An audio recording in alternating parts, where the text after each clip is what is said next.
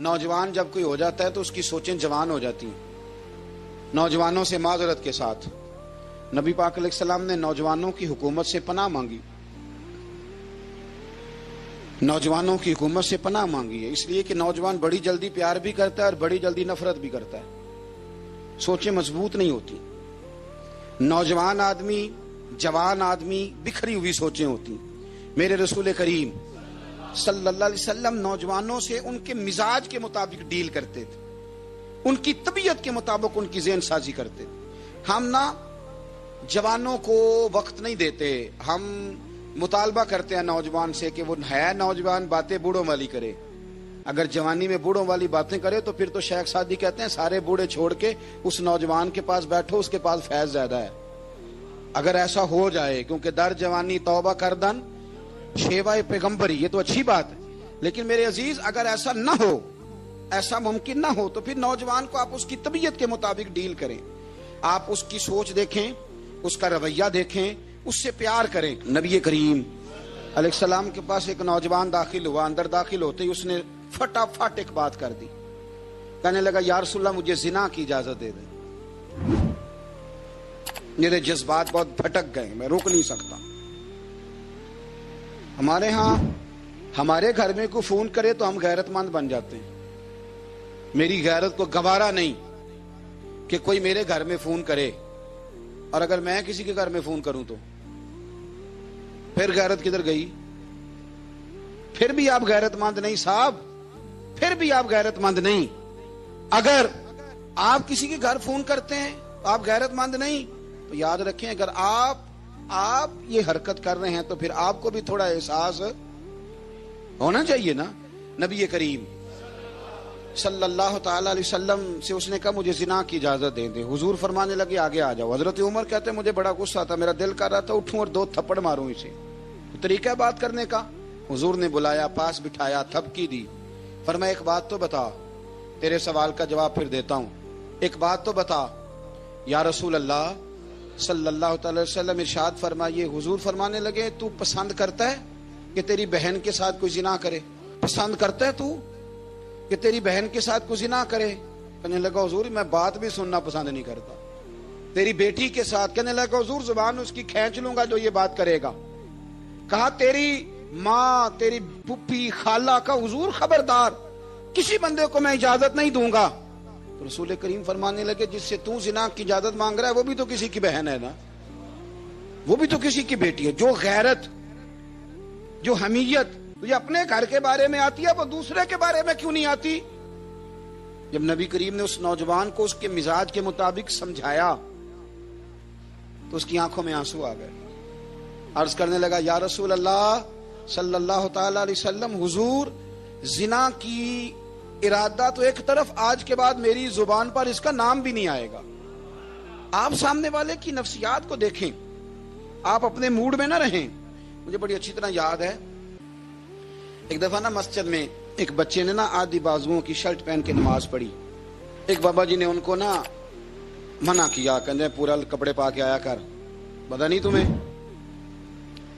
वो कहने लगा, बच्चा कहने लगा नमाज हो जाती है, बाजू आप फोल्ड करके ऐसे करके बड़े बाजुओं फोल्ड करके पढ़ेंगे तो कराहत है, लेकिन वैसे भी आधे बाजुओं वाली शर्ट में नमाज हो जाती है, लेकिन अच्छा अमल नहीं। अच्छा यही है कि आपके बाजू पूरे हों। तो बुजुर्ग उनसे कहने पूरे कपड़े पहनो। कहने लगा भाई हो जाती है नमाज, मैं भी था। तो मुझे उन्होंने कहा जी हज़रत साहब बात सुनना। मैंने कहा जी हुक्म। कहने लगे इन कपड़ों में नमाज हो जाती है? मैंने कहा जी हो जाती है। कहते लगता है मुंडा चौधरीਆਂ ਦਾ है, मुंडा लगता है चौधरीਆਂ ਦਾ। फटाफट उसी वक्त उन्हीं पैरों पे मैं कह दी है वाकई चौधरीਆਂ ਦਾ बच्चा। लेकिन मसला ये है कि दीन चौधरी के लिए भी वही है और गरीब के लिए भी।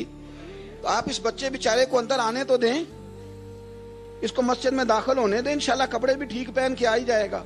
लेकिन हमने तो ज़हन बना लिया है कि हमने अपनी मर्जी के मुताबिक लोगों को काबू करना है। हम लोगों की ज़हन के मुताबिक उतरने को तैयार नहीं, बस सारे मेरे मुताबिक चलें। ये तो बात को पेशवा करेगा, मुक्तदा करेगा, वो भी समझाएगा।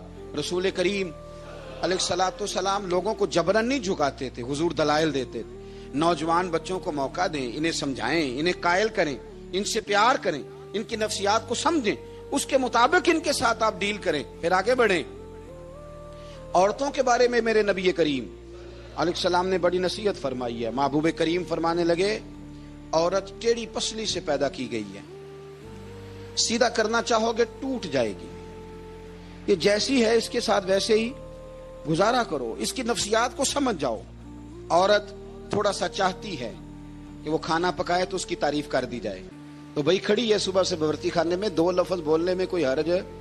اور اگر کبھی نمک زیادہ ہو بھی جائے تو کیا خیال ہے, بیوی جان بوجھ کے زیادہ ڈالتی ہے, اس کا شوق ہے کہ اس کی انسلٹ ہو. ہمارا رویہ اتنا سخت ہوتا ہے, بعض اوقات اتنا تکلیف دہ ہوتا ہے کہ اس سے جذبات کو ٹھیس پہنچتی ہے, مزاج میں خرابی آتی ہے. تھوڑی تعریف دیکھیں, عورت چاہتی ہے تھوڑا سا کہ میرے خاندان والے, میرے سسرال والے میری تھوڑی عزت کریں, تو وہ اگر سارا کچھ چھوڑ چھاڑ کے آ گئی ہے تو جس طرح ہم اپنی بیٹی کے لیے ذہن رکھتے ہیں عزت کا, اگر تھوڑا اس کے لیے بھی بنا لیں گے تو میرا خیال ہے کوئی حرج والی بات. ہم نا لوگوں کا خیال رکھنے کی بجائے لوگوں کو چڑھاتے ہیں. ناراض تو نہیں ہو جائیں گے آپ؟ نہیں, رہن دینے ہیں, لگتا ہے تو ہو جانا ہے بھائی, چڑھاتے ہیں لوگ. کسی نے کہہ دیا نا کہ یہ میرے گھر نہ آئے آج کے بعد, باپ نے بیٹے کو کہہ دیا یہ تیرے رشتہ دار نہ آئے, وہ کہتا ہے تو سویرے ضرور آئی, ویکھاں گا تینوں کیڑا ڈکدا ہے, آنا صبح. وہ کسی نے کہہ دیا نا اس گلی سے نہ گزرنا, کہنا میں بھی گزروں گا, تو دیکھ لے جو تو نے کرنا ہے. ہم لوگوں کی نفسیات کے, بلکہ پتہ چل جائے نا فلانے کو فلان چیز بری لگتی, اس کو لوگ زبردستی کرتے ہیں, چڑھاتے ہیں, نفرتیں پیدا کرتے ہیں, اس کے اندر غرور لاتے ہیں, مزاج کے اندر چڑچڑاپن پیدا کرتے. یہ کام نہ کریں.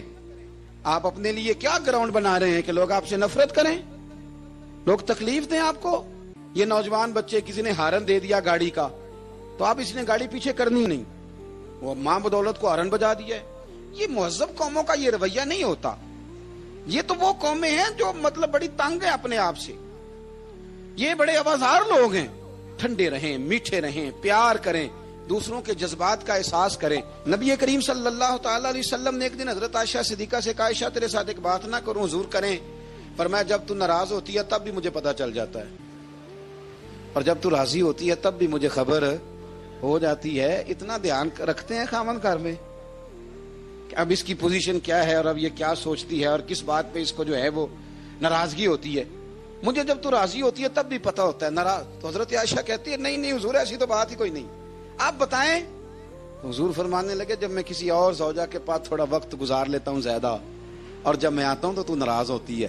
یا رسول اللہ آپ کو کیسے پتا؟ فرمایا بتاؤں حضور بتائیں. فرمایا اس وقت جب تو قسم اٹھاتی ہے تو کہتی ہے لا و رب ابراہیم, مجھے ابراہیم کے رب کی قسم. اور جب تو مجھ سے راضی ہوتی ہے تو کہتی ہے لا و رب محمد, مجھے محمد کے رب کی قسم. تو پھر حضرت ابراہیم کا نام لے لے کے حضرت عائشہ کہنے لگی محبوبہ قربان جاؤں, بات بالکل ٹھیک ہے, ایسے ہی ہے یا رسول اللہ, بالکل ایسے ہی ہے. جب تھوڑی خفگی ہوتی ہے تو میں یہ کام, تو حضور تو لوگوں کے مزاج کا خیال کرتے تھے, نبی کریم کو تو پتا ہوتا تھا. لیکن ماں بدولت کہتے ہیں سارے میری مرضی کے مطابق چلیں. ہاں میں نے زندگی میں یہ تجربہ بھی کیا ہے کہ آپ لوگوں کا خیال رکھنے لگ جاتے ہیں تو لوگ خراب بھی ہو جاتے ہیں, اس میں کوئی شک نہیں. وہ سمجھتے ہیں شاید میری ضرورت بڑی ہے. نہ یہ بات نہیں بھائی, بات کچھ اور ہے. حضور رحمت اللہ للعالمین ہے نا, تو کافر ہے یا منافق ہے, حضور کی تو ڈیوٹی ہے پیار کرنا. لیکن کافر کو تو چاہیے نا کلمہ پڑھے, منافق کو تو چاہیے نا مومن بنے.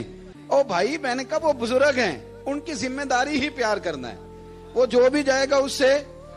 لیکن تو بتا تو نے پیار میں سے سیکھا کیا ہے, لیا کیا ہے, تیرے اوپر اثر کیا ہے.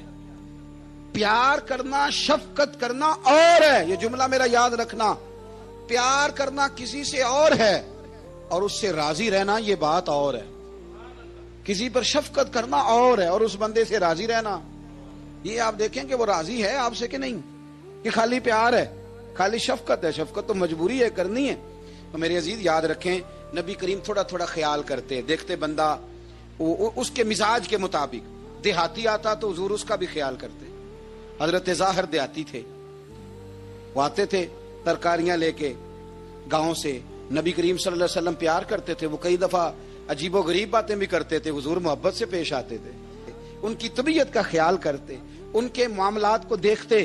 میرے رسول پاک علیہ السلام تو دیکھتے کون شخص کس طرح کا ہے, کس رویے کا ہے, کس انداز کا ہے, اس کو اس کے مطابق عزت دیتے, وقار دیتے, نواز دیتے, اس شخص کا اس طرح کا اکرام کرتے. میرے نبی کریم صلی اللہ علیہ وسلم فرماتے ہیں, میں نے معراج کی رات میں نے جنت میں ایک محل دیکھا. میرا دل کیا میں اندر سے جا کے دیکھوں, پر اس کے دروازے کے قریب گیا تو عمر فاروق کا نام لکھا تھا. فرماتے ہیں میں نے کہا عمر ذرا طبیعت کا سخت ہے.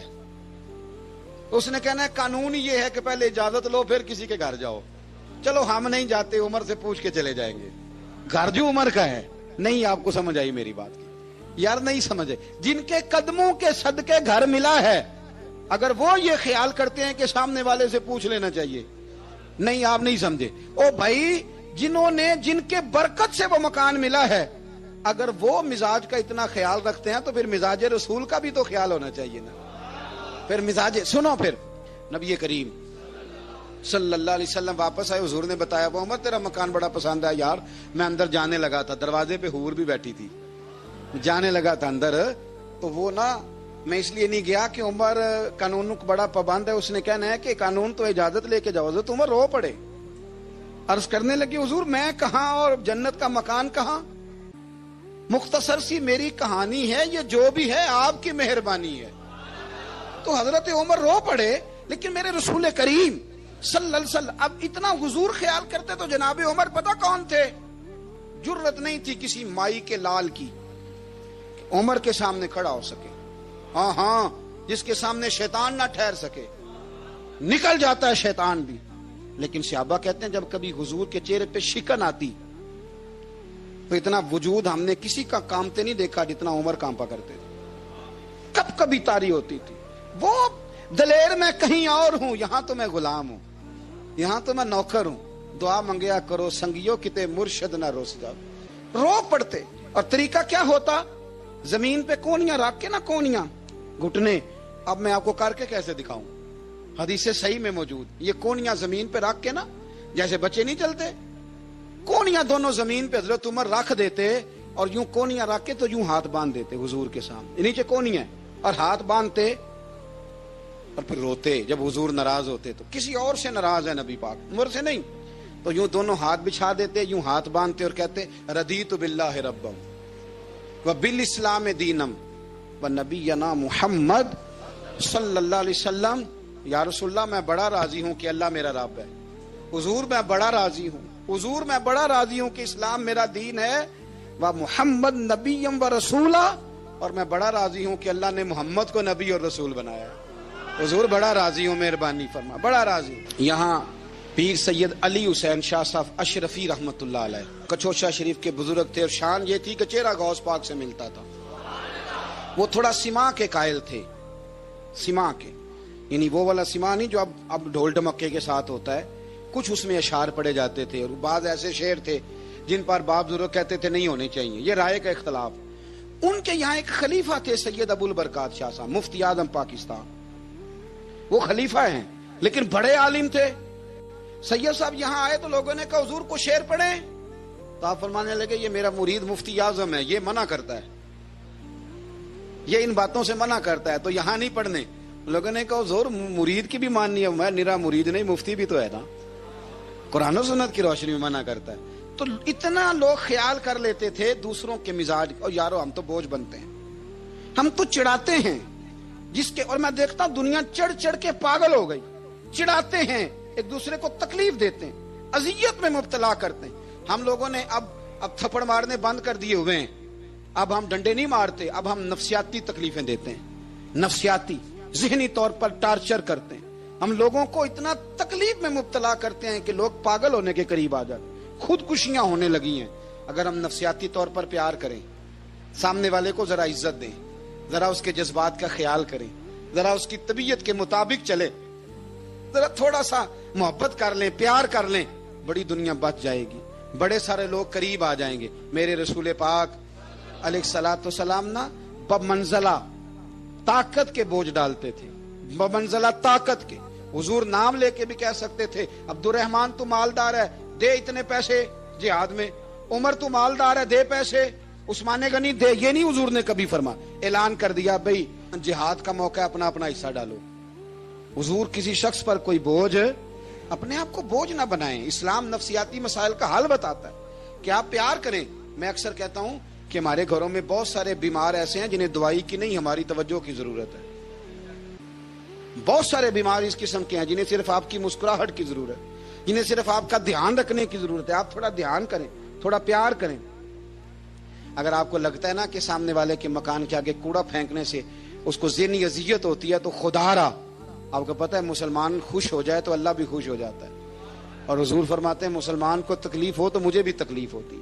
اس لیے ایک تو اپنے آپ کو خود مطمئن کریں, دوسروں سے مطالبہ نہ کریں, اور آپ کوشش کریں دوسروں کے مزاج کے مطابق, ان کی طبیعت کے مطابق, آپ شرعی تقاضوں کے اندر رہ کے آپ کوشش کریں کہ سامنے والا ہماری وجہ سے چڑے نہ, اسے اذیت نہ پہنچے, اسے تکلیف نہ ہو. اے ایمان والو, بہت سارے گمانوں سے, بہت سارے خیالوں سے بچو. فرمایا بعض گمان بھی, بعض خیال بھی گناہ ہیں. کیسے بچیں؟ فرمایا ولا تجسسوا, یہ جاسوسی چھوڑ دو. یہ کسی کی باتوں, چھپی ہوئی باتوں کو تلاش کرنا چھوڑ دو. اس سے تم گمانوں سے بچو گے, وسوسوں سے بچو گے, خیالات سے بچو گے. نفسیاتی طور پر جو لوگ پاک صاف ہوتے ہیں نا, ان کی زندگی مطمئن ہوتی ہے.